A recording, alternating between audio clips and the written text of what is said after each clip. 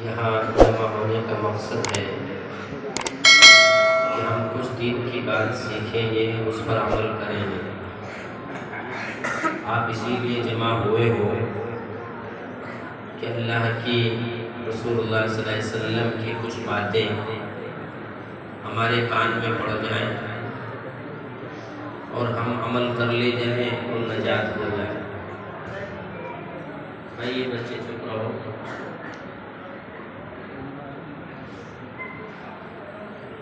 देखिए, ये आज का सबसे बड़ा नुकसान है हम लोगों का कि हम सुनते हैं मगर अमल नहीं करते, बात मानते नहीं। मैं हमेशा यही बात कहता हूँ, पहले भी आपसे ये बात की थी, आपको याद नहीं होगा कि इस तरह की हज़ार मजलिसें हम आपके लिए लगा दें, बहुत सी तकरीरें आपको सुनवा दें। अगर उसका इरादा, सुनने सुनाने का इरादा ये नहीं है कि हम जो कुछ सुनेंगे उस पर अमल करेंगे, तो ये सब बेकार है। आज सबसे बड़ी परेशानी यही है कि बातें हज़ारों हैं मगर अमल एक कोड़ी का नहीं, तो फिर बात कैसे बने? कितनी बातें आप जब से बच्चे तकारीर कर रहे हैं, बड़े असातिज़ा ने, बहुत से उलमा ने आपके सामने बयान रखे, बहुत सारी बातें आ चुकी हैं। अब मैं समझता हूँ कि बदलने के लिए ज़िंदगी को वो भी बहुत है। आज तो अल्लाह के घर में बैठकर आप ये इरादा करो कि हम अपनी ज़िंदगी बदलेंगे, वरना तो मेरा आना भी बेकार और ये जलसा भी बेकार। अब मैं कितना अफसोस हुआ मुझे यहाँ देखकर, 1 2 3 4 5 मोबाइल मेरे सामने लिए बैठे बच्चे हैं। 2-4 इधर उधर भी होंगे। क्या आपको ये मालूम दौलत है? और ये दौलत वैसे मिलती भी नहीं। देखो, पाक साफ करना पड़ता है। बोले मैं इस मामले में सबसे पहले मर्दों से ज़्यादा अपनी माँ और बहनों से कहूँगा कि वो अपनी गोद पाक करें, वो अपना पेट पाक करें, वो अपना दूध पाक करें, अपनी नज़र पाक करें। अगर वो पाक होंगी, उनका दूध पाक होगा, उनका रहम पाक होगा, उनकी ज़बानें पाक होंगी, तो इंशाअल्लाह मैं पूरे यकीन के साथ कहता हूँ कि अल्लाह उनकी नस्लों में ये दौलत ज़रूर भेजेंगे। कितने अल्लाह वालों के वाक़यात हमने पढ़े और सुने हैं कि माँ के पेट में ही, एक अल्लाह वाले के बारे में तो है कि 15 पारे हिफ्ज़ कर लिए थे माँ के पेट में। जब पैदा हुए तो माँ के पेट से 15 पारे हाफिज हो गए। पूछा गया ये दौलत कैसे नसीब हुई, तो पता लगा कि जब वो माँ के पेट में था बच्चा, तो उनकी माँ रात दिन तिलावत किया करती थी वज़ू होकर। कि इतनी तिलावत की कि बच्चे के माँ के पेट में ही उसके जहन में वो कुरान पाक बैठ चला गया, और कई बारों का हाफिज माँ के पेट में हो गया। कुछ बच्चों को हमने देखा कि 6 साल की उम्र में हाफिज हो जाते हैं, कुछ 8 साल की उम्र में हो जाते हैं, कुछ 12 साल की उम्र में होते हैं। जैसा जैसा माँ ने अपने, जब वो हमल से थी, बच्चा पेट में था, जैसा जैसा उसने नेक अमाल किए, पाकीज़ा बनकर रही, अच्छी बनकर रही, उसी हिसाब से बच्चे के अंदर से उसकी अल्लाह ने तरबियत किया।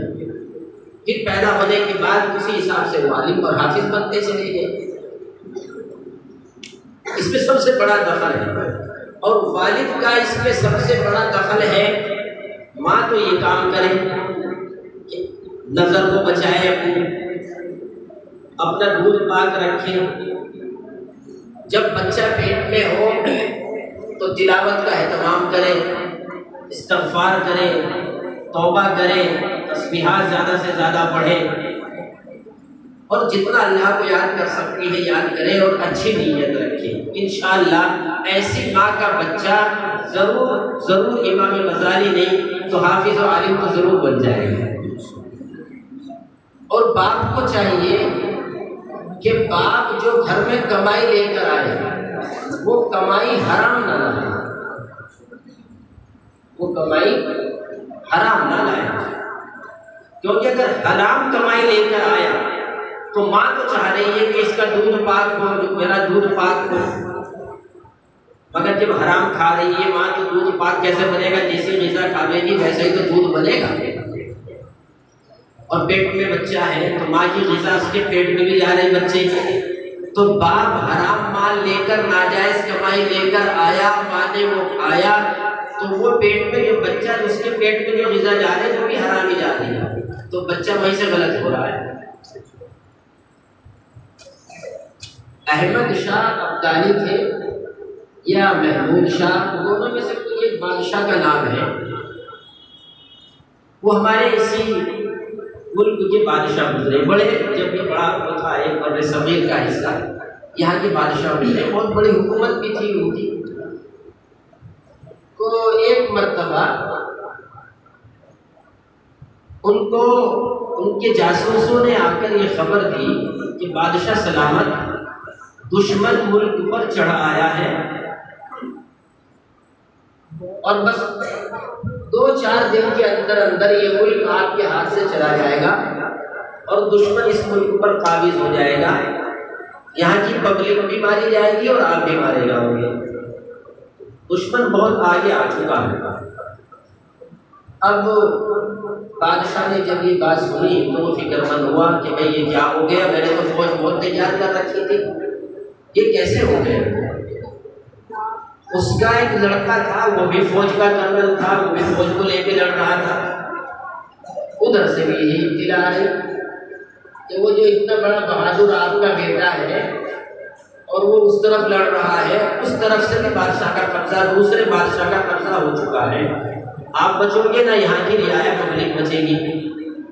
अब ये और ज़्यादा परेशान हुआ। उसी परेशानी के आलम में ये अपने घर गया। घर जाकर इसने जो उसकी बेगम थी, रानी थी, उस रानी ने बादशाह के चेहरे को बदलता हुआ देखा, फिक्र देखी इसके चेहरे पर कि बादशाह बहुत फिक्रमंद है और चेहरे की हवाएं उड़ रही है, रंगत उड़ी हुई है। क्या बात है, क्यों परेशान है इतना? अरे भाई हुकूमत जाने लग रही हो तो सभी होश हो जाएंगे, हर एक को अपनी अपनी नजर आने लगती है। तो बादशाह से जब उन्होंने पूछा तो बादशाह ने यूँ कहा कि क्या बताएं, बस तू भी 2-4 दिन की मेहमान और मैं भी 2-4 दिन का मेहमान। बादशाह ने दूसरे बादशाह ने हमारे मुल्क पे कब्जा करना शुरू कर दिया और वो आगे बढ़ता आ रहा है और कुछ ही दिन में वो हमारे महल पे कब्जा करेगा, सारा मुल्क उसका हो जाएगा, ना तू बचेगी ना मैं बचूंगा और ना ही पब्लिक बचेगी। बस मौत का डर है और इसका डर है कि ये हुकूमत चली जाएगी और इससे बड़ा डर क्या हो सकता है। रानी इसकी बात सुनकर बिल्कुल इत्मीनान से बैठी रही। अब ये बादशाह देख रहा है कि ये मेरे गम में शरीक ही नहीं हो रही, इसे तो रोना धोना शुरू कर देना चाहिए था। औरत साथ है तो औरत तो ऐसे भी जल्दी है हुल्ला करने लगती है। उसने कहा रानी ने कि बादशाह सलामत, कुछ भी नहीं है, झूठ है ये सब बातें। अब बादशाह सोचने लगा कि औरत है, आधी अकल तो हो ही, जैसे आमतौर पर कहते हैं। हालांकि ये बात ऐसा नहीं कि बेवकूफ़ होती है, बाज़ औरतें इतनी अक्लमंद होती हैं कि अल्हम्दुलिल्लाह। हमारे ड्राइवर है महबूब भाई, उनकी बच्ची एक मरतबा कुछ हालात में मैं बड़ा परेशान था और कई दिनों के लिए मैं घर में बिस्तर में गिर गया। 10-15 दिन हो गए इसी तरह, उठने की मेरी हिम्मत न रही। 7-8 साल पहले की बात है। तो उस बच्ची ने आकर मेरी अयादत की और मुझे यूँ कहा कि हज़रत मैं तो आपको बहुत होशियार समझती थी, लेकिन उसके जुमले देखिए मुझे तसल्ली दे रही, मगर आप तो मेरे से भी ज़्यादा कमज़ोर नज़र आ रहे हैं। मैंने कहा तो क्या कहना चाहती है, मुझे खुल के कह रहे। कहने लगी कि मैं समझ रही हूँ आप जो बीमार पड़े हो, फुला फुला हादसात पेश आए हैं, फुला फुला बातें मदरसे में पेश आ गई हैं, आप उनकी वजह से टेंशन में हो, और क्या है। मैंने कहा बात तो तेरी सही है। कहने लगी फिर आपने तो मुझे बताया था, आपको खुद याद नहीं। मैंने कहा मैं तुझे क्या बताया था कि जब वालिदा का इंतकाल हुआ तो आपने उस वक्त हमें समझाया था कि टेंशन को पाला नहीं करते, टेंशन का हल किया करें, हल तलाश किया करें। तो आपने तो पाल ली, बीमार पड़ गए, इसका हल तलाश करके उसे आगे बढ़ जाओ। कितनी अजीब बात। वो जुमला मुझे आज तक उसका याद है। जब भी मेरे ऊपर कोई हालत आती है, कोई परेशानी आती है, मुझे उस बच्ची का वो जुमला आज तक याद रहता है। लेकिन मुझे इस हालत की वजह से, इस परेशानी की वजह से दिमाग में टेंशन नहीं लेनी है। मैं बैठ के उसी वक्त उसकी हल की तलाश में लग जाता हूँ। मैंने कहा ये परेशानी है फुला फुला की तरफ से और इसका हल ये है, बात खत्म हो गई। जब आएगा नहीं बढ़ना। तो ऐसी ऐसी ये तो मर्दों ने अपने को समझ रखा है कि सब कुछ हल ही है, और तो मैं पागल बताऊँ। अल्लाह औरतें तो बड़ी अक्लमंद, अल्लाह ने उनको बड़ा सही बनाया, और अमल में मर्दों से ज़्यादा आगे होती है ये औरतें। मैंने इसका भी तजर्बा किया। वो सादा दिल होती है, बहुत जल्दी मानती भी है। अगर डोरे डालने हो तो औरत पे डोरे डाल दो, उसका अगर मर्द को जमात में भेजना तो उसकी औरत को पहले से नहीं कर दो, अपना आप सीधा कर देगी मर्द को, क्योंकि वो जल्दी कबूल कर लेती है। बादशाह ने कहा, बादशाह के दिमाग में वही बात थी कि औरत जान है और नहीं कह रही कि तो सब झूठी बातें हैं। बस उसने कहा कि तो पागल है, तुम्हारा तो यही काम है, औरतों का अकल ही नहीं रखती हो। रानी ने फिर कहा कि बादशाह सलामत, ऐसा है नहीं, मेरा बेटा ऐसा हो ही नहीं सकता, और ऐसा है नहीं, झूठी बात है। बादशाह गुस्से में उठकर उसके पास से चला गया। एक दिन गुजरा, 2 दिन गुजरा, खबरें वही आती रही। 3 दिन के बाद खबर आई कि अल्हम्दुलिल्लाह वो जो दुश्मन चढ़ आया था, बच्चे ने पलटकर ऐसा वार किया है कि वो शिकस्त खा गया है, पसपा हो गया है, और हमारे मुल्क की सरहद से वो बाहर निकल गया है, और हम सब महफूज हैं। अब एकदम से सारी बातें तो भूल गया बादशाह। ये खुशखबरी सुनने के बाद वही गाली याद आई जिसने कहा था। अब घर में भागा भागा आया, अरे भगवान तूने क्या बात, तेरे दिमाग में क्या बात आई थी, तूने यकीन के साथ ये बात कैसे कही थी कि वो लोग गलत हैं। मेरे पास तो सच्ची खबरें आ रही थी, मगर आज तो ये खबर आखिर क्या बात थी जो तूने इतने एतमाद के साथ ये बात कही थी। वही बात मैं आपसे भी और अपनी माँ बहनों से भी जो उसने कहा वो सुना देना चाहता हूँ, दामन से बांध लेना। उसने यूँ कहा कि बादशाह सलामत, जब आपने बताया कि मेरा बेटा आपका बेटा भी बुज़दिल हो गया है और वो भी पीछे हट रहा है, तो मेरे दिल ने उसी वक्त में कह दिया था कि झूठी खबर है। और वजह उसकी ये थी कि मैंने अपने बेटे की तरबियत ही ऐसी नहीं की थी कि जिसकी वजह से मुझे ये यकीन आ सके कि मेरा बेटा पीठ फिरा के जा सकता है। मुझे अपनी तरबियत का पूरा यकीन था कि मेरा बेटा सर तो कटा सकता है मगर पीठ फिरा के नहीं जा सकता है। शहीद तो हो सकता है मगर पीठ फिरा कर नहीं जा सकता है। बादशाह कहने लगा, तूने क्या तरबियत की उसकी? तो मेरे साथ ही रहती है, ऐसा तो कोई काम तूने अलग से किया नहीं। उसने कहा, बादशाह सलामत, आपको क्या बताऊं, सुनो कहानी मेरी। जब ये बच्चा मेरे पेट में आया हमल से हुई में, मैंने उसी वक्त से आपकी जो भी कमाई इधर से आती थी, कमाई 2 तरह की थी बादशाह की। एक तो वो थी जो जुल्मन वो कमाते थे, भाई बादशाह लोग या जो भी अधिकारी लोग होते हैं तो कुछ जबरदस्ती वाला भी तो ऐंठते हैं ना ये पैसा, तो वो जबरदस्ती वाला जो पैसा था वो तो एक तरफ था, और उसकी वो जो अपनी कमाई असल खानदानी कमाई थी वो अलग रहती थी। तो उसने कहा कि मेरे पास जो आपकी असली कमाई आया करती थी मैं अपना खाना उससे बनाया करती थी, मैंने आपकी उस कमाई से कुछ भी नहीं खा जो नंबर 2 की कमाई। और जब तक ये बच्चा मेरे पेट में रहा इतनी मैंने तिलावत की और इतनी मैंने तस्बीहात पढ़ी।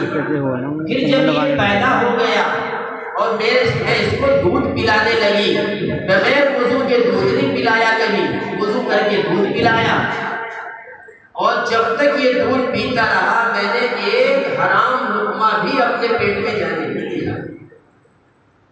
इसलिए मुझे पूरा यकीन था कि जिस बच्चे ने माँ के पेट से लेकर जवानी तक ऐसी जिंदगी, पाकीज़ा जिंदगी, अच्छी जिंदगी, अच्छा माल खाया और ऐसी तरबियत उसकी हुई हो, वो शहादत तो दे सकता है मगर पीठ फिरा के नहीं जा सकता।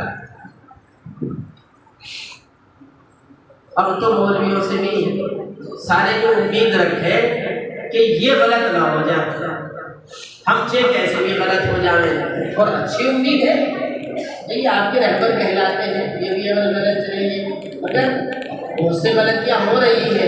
मैं आपको साफ साफ कह देना चाहता हूँ कि आप ही की कमाई मदरसों के अंदर पहुँचती है। मुझे क्या पता आप कैसा कमा रहे और कैसा वहाँ भेज रहे हैं। जैसा कमा के वहाँ भेजोगे ना वैसे ही ये तलबा भी तैयार होंगे।